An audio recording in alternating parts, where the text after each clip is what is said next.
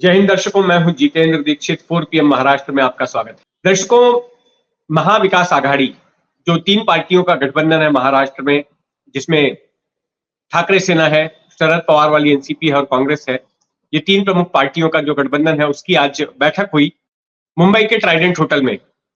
और ये बैठक इसलिए आयोजित की गई थी ताकि सीटों के बंटवारे का फॉर्मूला तय हो सके। इसमें छोटी पार्टी के प्रतिनिधि भी आए, जैसे समाजवादी पार्टी के भी प्रतिनिधि थे। और आज की मीटिंग में खास बात यह रही कि वंचित बहुजन आघाड़ी, इस पार्टी के अध्यक्ष प्रकाश आंबेडकर, वे भी शामिल हुए। प्रकाश आंबेडकर डॉक्टर बाबा साहेब आंबेडकर के पोते हैं और उनको भी अब महाविकास आघाड़ी में शामिल कर लिया गया है।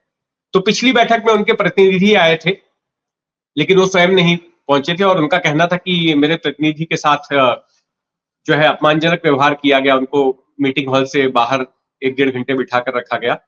लेकिन इसके बावजूद उनका कहना है कि चूंकि ये गठबंधन बीजेपी के खिलाफ एक साथ तमाम दल आए हैं, इसलिए तैयार हुआ है, तो इसलिए उस अपमान का घूंट पीते हुए भी ये साथ में रहेंगे इस गठबंधन के। तो आज ये भी गठबंधन की इस बैठक में आए और 1.5-2 घंटे के बाद में निकल गए।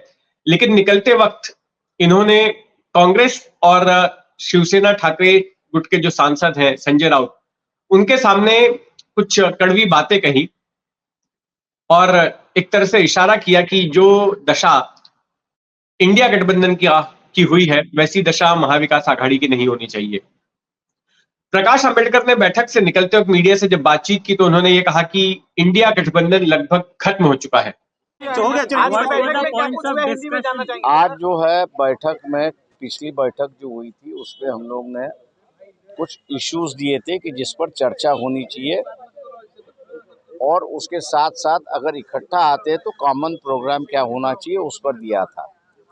आज सुबह से उस पर चर्चा हुई और इंटरनली दोपहर से अभी ये फाइनल डिसीजन हुआ कि हर पार्टी जो है वो अपने जो पदाधिकारी है और कमेटी है उसके साथ में वो डिसाइड करेगी, डिस्कस करेगी, इसमें और क्या एडिशन करना है वो भी मुद्दा होगा। और अगली बैठक में जो है ये कॉमन प्रोग्राम जो है हम लोग कितने एग्री करते हैं या हम कितने डिसएग्री करते हैं उस पर चर्चा होगी। लेकिन एक बात ये तय हुआ कि अगर ख्यालत मिलते भी नहीं है कुछ इशू पर तो उस पर अलग अलग नहीं जाएंगे, ये एक डिसीजन हो गया है। सर, उद्धव जी और राहुल जी ने कहा है कि इंडिया गठबंधन मजबूत है, फिर आप क्यों कह रहे हैं कि इंडिया गठबंधन टूट गया? राहुल जी, उद्धव जी लगातार कह रहे, पवार साहब कह रहे कि इंडिया गठबंधन मजबूत है। तो हकीकत है वो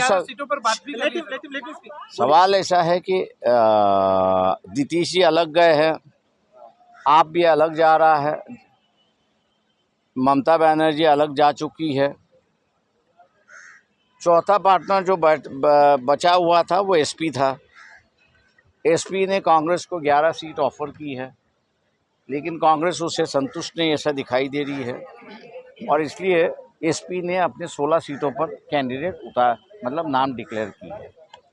हम लोग उम्मीद करते हैं कि ये साथ में रहे, लेकिन उनका अनुभव देखते हुए हम लोग थोड़ा शांति से जाना चाह रहे हैं। बराबरी पे होगी। पहला मुद्दा जो है वो हम लोग कॉमन प्रोग्राम पे डिस्कस कर रहे हैं। अगर किसी इशू पर हम लोग की राय अलग अलग है तो ये अलग अलग कितनी राय है उस पर भी हम लोग चर्चा कर रहे हैं। मैंने जैसे कहा कि हम लोग छाछ भी अगर पिएंगे तो मैं फूक फूक के पीने को सलाह सबको दे रहा हूं। और ये एक मुद्दा ख़त्म होने के बाद सेकेंड फेज में जो है वो सीट शेयरिंग का मुद्दा सामने आएगा। सर, एक बड़ा मुद्दा ये भी है कि आप सर आज सीट शेयरिंग को अंतिम, मैं तो महाराष्ट्र के हद तक हूँ, मैं तो उसके बाहर जाने के लिए तैयार नहीं हूँ। गठबंधन को मजबूत रखने की कोशिश तमाम महाविकास। बीजेपी का ऑफर तो मुझे बहुत पहले से ही है, नया नहीं है। सर एक चीज आप पर सर एक आरोप लगा, जानबूझ के आप देरी कर रहे हैं, जबकि कांग्रेस शिवसेना एनसीपी मिलके जल्द से जल्द इसको खत्म करना चाहती सीट बंटवारे को, और आपको इसे देरी हो रही है। सवाल ऐसा है कि अगर उनको खत्म करना होता तो 2.5 साल में वो खत्म करते। अब ऐसा है कि हम कल ही मीटिंग में आए हैं, तो आपके ये बुनियाद जो है कहीं ना कहीं तो भी किसी ने आपसे कहा है कि ये सवाल पूछे। और इसके पीछे उन्होंने कारण ये दिया कि एक तरफ ममता बनर्जी जो है इंडिया गठबंधन के तहत चुनाव नहीं लड़ रही हैं, दूसरी तरफ नीतीश कुमार इंडिया गठबंधन से अलग हो चुके हैं, आम आदमी पार्टी अपना अलग राग अलाप रही है, अखिलेश यादव की समाजवादी पार्टी का भी मामला बड़ा डावाडोल है। अखिलेश यादव ने पहले से ही कुछ सीटें कांग्रेस को दे दी हैं, तय सीटें, लेकिन वो कांग्रेस को स्वीकार्य नहीं है, तो ऐसा लग रहा है कि अखिलेश का मामला भी टिकेगा नहीं। तो कुल मिलाकर प्रकाश आंबेडकर ये कह रहे थे कि जो दशा सीट बंटवारे को लेकर जो झगड़ा इंडिया गठबंधन में हुआ है वैसा महाविकास आघाड़ी में नहीं होना चाहिए, इस ओर कोशिश होनी चाहिए और इसीलिए धीरे धीरे कदम आगे बढ़ाया जाना चाहिए सीटों के बंटवारे को लेकर। और इस बैठक में उन्होंने अपनी ओर से एक डिमांड भी रख दी। उनका कहना था कि इससे पहले कि सीटों का बंटवारा हो, कौन सी पार्टी कितनी सीटों पर लड़ेगी, उससे पहले कॉमन मिनिमम प्रोग्राम, एक संयुक्त साझा कार्यक्रम जो है वो तैयार होना चाहिए, उसका मसौदा तैयार होना चाहिए। और इसके लिए उन्होंने 25 पॉइंट्स अपने रखे और कहा कि ये ऐसे पॉइंट्स हैं जिन पर कि सभी पार्टियों की अगर सहमति होती है तब फिर बात आगे बढ़ सकती है। तो उनके इस प्रस्ताव पर यह तय हुआ कि पृथ्वीराज चौहान जो कांग्रेस के नेता हैं उनकी अगुवाई में एक कमेटी बनाई जाएगी और ये कमेटी आने वाले 8 दिनों में अपनी रिपोर्ट सौंपेगी। इसमें जो बाकी की पार्टियों के पॉइंट्स होंगे उनको भी समाहित किया जाएगा और एक कॉमन प्रोग्राम तैयार किया जाएगा और फिर अगली जो बैठक होगी 8 दिनों बाद में, तो उस बैठक में अप्रूवल के लिए इसको रखा जाएगा कि अगर ये सबकी सहमति हो जाती है कॉमन मिनिमम प्रोग्राम को लेकर, तो उसके बाद फिर अगले चरण में सीट शेयरिंग को लेकर बात होगी। अब ये जो सीट शेयरिंग का मुद्दा है ये काफी पेचीदा है। सीट शेयरिंग को लेकर इसके पहले भी कुछ बैठकें हो चुकी है और उन बैठकों से जो है काफी इस तरह की खबरें आई कि उनमें काफी कटुता देखी गई, काफी तनातनी हुई, काफी खींचतान हुई। बैठक के दौरान भी और बैठक के बाहर भी काफी बयानबाजी अलग अलग पार्टी के नेताओं ने की और खास करके ये झगड़ा मुख्य तौर पर शिवसेना ठाकरे गुट और कांग्रेस के बीच में रहा सीटों को लेकर।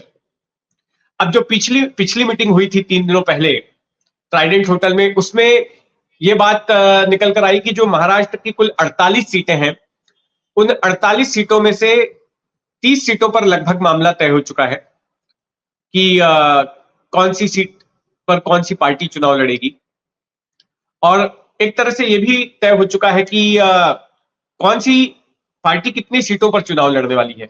जैसे कि शिवसेना 20 से 21 सीटों पर चुनाव लड़ सकती है, कांग्रेस 15-16 सीटों पर चुनाव लड़ सकती है और 9-10 सीटों पर शरद पवार की एनसीपी चुनाव लड़ सकती है।